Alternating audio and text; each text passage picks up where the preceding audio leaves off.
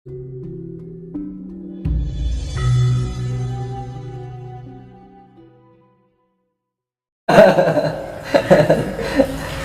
ya Mas ya. Kalau flu jarang ya. Jarang ya. Iya. Lek masuk angin ya Gitu ya. biasa lah. Tuh. Jadi fungsinya itu untuk itu tadi pikiran positif, Iya. smart thinking, perasaan positif, inner beauty, ya kan? Iya. Jiwa positif, self control, jiwa kita lebih bisa terjaga atau terkendali. Raga positif itu adalah power. Makanya kan loro pikir ini tombone apa mas? Budrek mungkin bisa ya? Apa obat Indonesia kan? Ngeluh lah. Kan orang kalau berpikir kenceng kan tegang sarafnya. Iya kan? Nah itu kalau bablas lagi ini rasa tombone rasa. Misalkan orang lagi galau hati obatnya hati. Tapi kalau sakit jiwa piye mas? Kira-kira obatnya apa? Gitu. Nah mendalam lagi loro rogo misalkan kayak stroke kan gitu. Nah stroke itu terjadi karena apa? Karena ada separuh dari tubuh ini peredaran darah tidak lancar. Nah itu karena yang mempunyai, kita bisa merasakan, kita bisa bermain HP, ada senyawanya. Kalau dalam bahasa biologisnya senyawa. Darah itu kalau bahasa, berarti sel yang ada di dalam darah itu bahasa biologinya adalah ion. Kan gitu. Jadi kita bisa ngerasa kayak kasar, halus itu kan karena itu. Iya. Ion itu apa toh ion? Kumpulan atom yang bermuatan listrik. Nanti saya jelaskan masalah ini. Enggak. Jadi saya agak ini, saya terus kemudian ingat flashback pengalaman saya dulu mas. Sekarang saya dulu kan memang muter cari kebenaran, cari kesejatian, cari guru yang benar-benar pas begitu. Nah suatu ketika itu saya di Pasuruan mas, ada pondok pesantren. Pengasuhnya itu namanya Pak Yai Ghazali. Ya beliau sangat disegani di sana. Ini yang menarik, yang mondok di situ itu orang-orang bermasalah semua. Kalau nggak rampok, narkoba, segala macam, pokoknya orang bermasalah. Gila juga ada gitu kan, dikejar polisi karena nyuri segala macam banyak. Nah diwajibkan di sana tiap jam 12 malam mandi mas. Setelah mandi zikir. Nah saya teringat, oh iya logis juga ya dilakukan ternyata. Iya dan itu ya, sangat luar biasa. Karena kalau kita terlalu banyak sering berpikiran buruk, ya kan, berperasaan buruk, ya kan, itu kan pengaruhnya kan akhirnya terbiasa dengan jiwa-jiwa yang arogansi. Akhirnya apa? Secara nggak sadar, kalau secara bahasanya karma lah, karmanya itu ngumpul. Jadi bilang karma itu adalah terlalu banyaknya. Karma itu adalah hukum sebab akibat atau feedback. Iya. Manakala kita mengumpulkan kebaikan ya karmanya baik. Kalau yang kita kumpulkan negatif ya karmanya negatif. Makanya semua tergantung pada diri kita, bukan orang lain. Kalau kita misalkan menjalankan sesuatu untuk pembenaran diri, untuk meningkatkan level diri, jangan berdasarkan orang lain atau ajakan, tapi berdasar dari dalam diri kita sendiri. Nek ajakan orang lain yang mengajak bosan, kita juga mau bosan. Intinya memang harus muncul dan tumbuh dari diri kita sendiri. Nah itu, kalau enggak itu enggak bisa. Iya. Kalau hanya sekedar ingin, paling sasi bar, kan gitu loh. Makanya orang yang misalnya orang yang diperjalankan atau dipanggilkan ya dimana seperti itu, yang dinamai seperti itu kan. Nurani yang bergerak bukan karena hanya keinginan sesaat, tiru-tiru ya mas. Jadi hanya kepinginan gitu, jangan sampai seperti itu.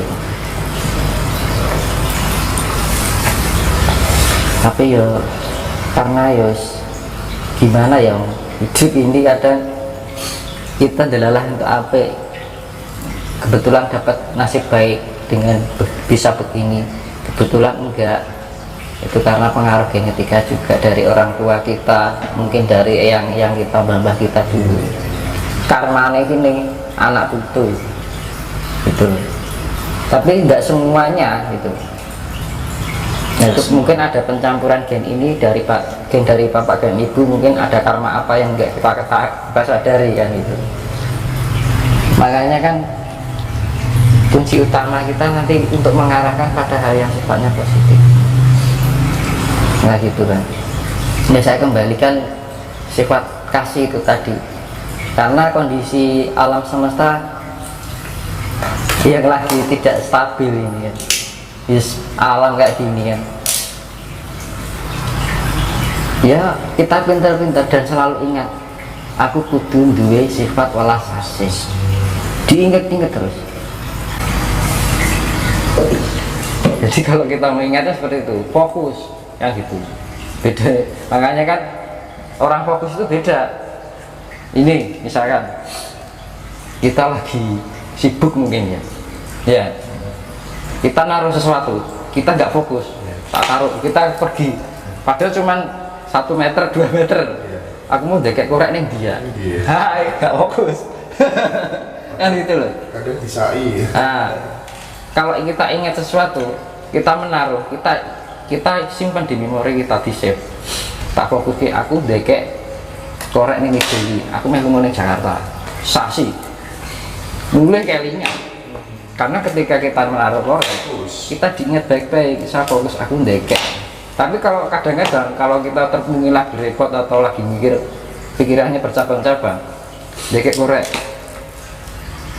terus ngalih lagi 2 meter 3 meter, aku ndekek korek ini dia. Nah itu seperti itu. Nah itu tingkat kefokusan. Makanya untuk melatih itu kan kadang-kadang aku sendiri aja kayak gitu. Gitu loh. Makanya itu untuk melatih kefokusan itu nggak gampang. Jadi kondisi stabil, tenang, seimbang, fokus. Kalau melatih kepekaan mata batin, Nah itu nanti kalau sudah melatih itu peka dengan sendiri, otomatis. Iya. Jadi responsifnya kita tinggi. Betul. Iya, intuisi. Jadi iya, saya lebih tertarik itu daripada kemudian perspektif mata batin itu terus melihat bungsu-bungsu halus kayak gitu.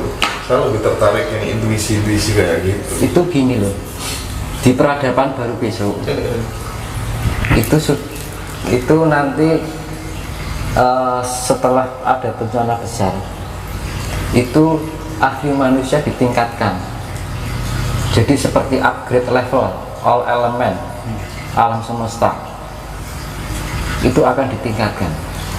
Itu kayak kehidupan dulu, misalkan homo, misalkan megatropus, terus pithecanthropus sampai homo, terus homo sapien itu homo yang cerdas, itu ada perkembangan ke tingkat kecerdasan otak.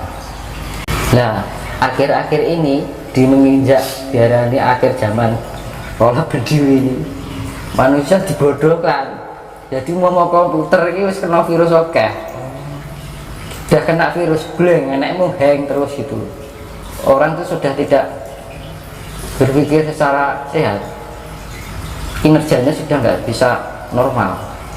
Nah makanya komputer itu kalau diinstal ulang jadi apa sih nah? Nanti kalau di upgrade itu jadi apa sih? Ya, harus diamankan data-data. Reinstall. Iya. Datanya diamankan, tapi tetap aplikasinya kan semua reinstall kan. Iya. Aplikasi tambahan hilang, aplikasi yang bawaan yang masih tetap ada, itu pemurnian. Nah itu loh sing arep dianu alam iki. Seperti itu. Jadi reinstall. Nanti di-upgrade. Kan nggak mungkin saya HP ya, di-upgrade mesti diformasi. Iya betul. Nanti kalau langsung di-upgrade ketumpuk berat. Itu sebenarnya kinerja komputer ini ya nyeroke kinerjanya alam semesta. Para peneliti gawe seperti itu. Iya ya mas. pikiran itu. Makanya kan yang masih ada itu kan aplikasi yang bawaan, berarti kan sifat-sifat manusia yang murni. Jadi sifat-sifat yang enggak, yang sifatnya negatif itu bersih semua, nggak ada lagi.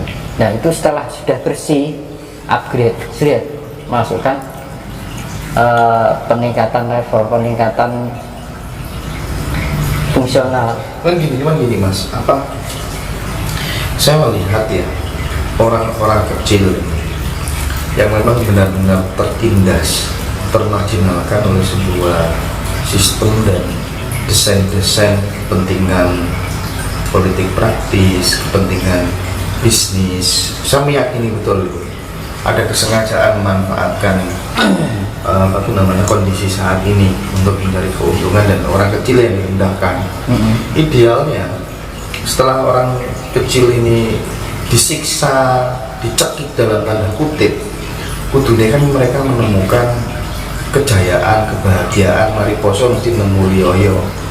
Nah, yang ingin saya tanyakan, pasca kondisi seperti ini tuh sebenarnya nanti akan ketemu langsung atau masih harus ada yang lebih ngeri dibanding apa yang dialami orang kecil saat ini?